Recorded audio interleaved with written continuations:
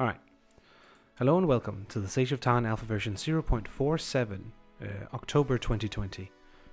A little bit delayed. So today, the primary thing that we have is that we have implemented the very preliminary version of UDP multiplayer, which, similarly to last time, is one of the types of multiplayer that we can add to the game. Now, this system functions slightly different compared to TCP in the last, as explained in the last video. Whereas instead of requiring a server in between, this time we can make a server, make it simply send data directly to a client, and make the client send data directly back to the server, which also functions as a client. This basically allows us to do this where we have only two screens available. We don't really need a middle server to host information sent using this particular protocol, which is very practical for something like position, as we've been using the TCP for before. We can now use this for as well, and it would be more ideal for it. So let me jump into it and activate it.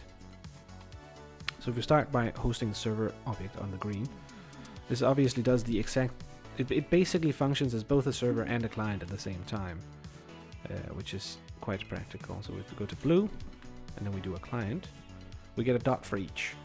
Now I am sending a little bit more information so that it does seem a bit more smooth on both sides.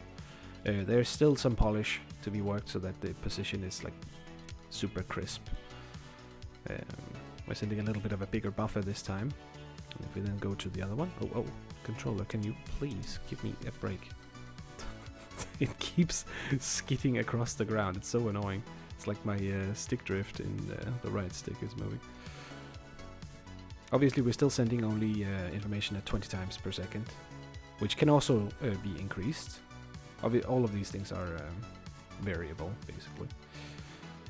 And yeah, this is a bit of a short update, by the way. This is the only thing that I have finished for this time, because I've had a bit too many life things, distractions in general, during this month. I've been a bit unmotivated too. Don't know why, just how it is. Can you stop doing it? It's interesting to see it on both screens when it starts doing this jerky movement, because my controller is just super broken at this point, I guess. Oh, what was that? Oh, wait. Oh, this is something I didn't try. Oh, this is weird. Wait, what happens now? This is cool, though. I can make another client on the server without it breaking. Usually this has broken stuff before.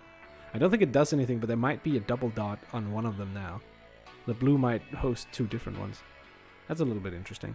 The next step from here will be to basically combine the two systems.